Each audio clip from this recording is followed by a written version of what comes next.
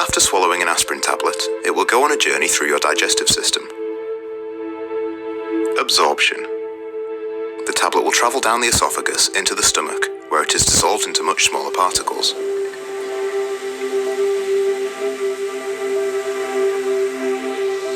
These particles will continue their journey into the small intestine, where most of them will be absorbed into the blood. The small intestine walls, also called lumen, are lined with tiny villi which stick out to provide a large surface area for the nutrients inside the food to be absorbed.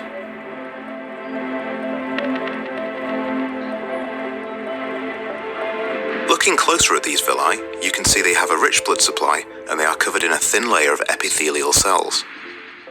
The aspirin molecules will work their way through the epithelial cells and into the bloodstream, where they are carried around the body. Distribution. Blood plasma contains complex molecules called albumin. Albumin is a protein made by the liver which transports nutrients around the body. Albumin also binds to drugs that enter the bloodstream. Here you can see some of the aspirin molecules binding to the albumin.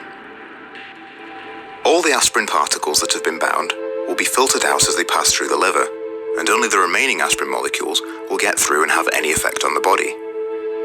Different drugs will bind to albumin in different amounts depending on their affinity for plasma protein. The next stop on the journey is the liver. The aspirin-rich blood will enter the liver through the hepatic portal vein at the bottom, and it will exit at the top via the hepatic vein. At this stage, even more of the aspirin will be removed through a process called first-pass metabolism. The liver's job is a bit like a filter. It will metabolize drugs before they reach the rest of the body. It does this in a few steps. Phase 1 metabolism. First, aspirin is hydrolyzed, breaking off ethanoic acid and leaving behind salicylic acid. This salicylic acid isn't water-soluble, so it can't be excreted in urine yet. Phase 2 metabolism. An ionized group is then added to the salicylic acid, forming glucuronide, which is water-soluble and can be excreted in urine. A lot less of the aspirin will continue its journey onto the rest of the body, including the site of the pain. Only 68% of orally taken aspirin will have any effect at all, because of all the filtering that the body has done. This percentage is called the drug's oral bioavailability. If drugs are not administered orally, e.g. intravenously or buccally, then they can bypass the small intestine and liver, so none of this filtering takes place, and they have 100% bioavailability. We are now at the site of some skin tissue damage.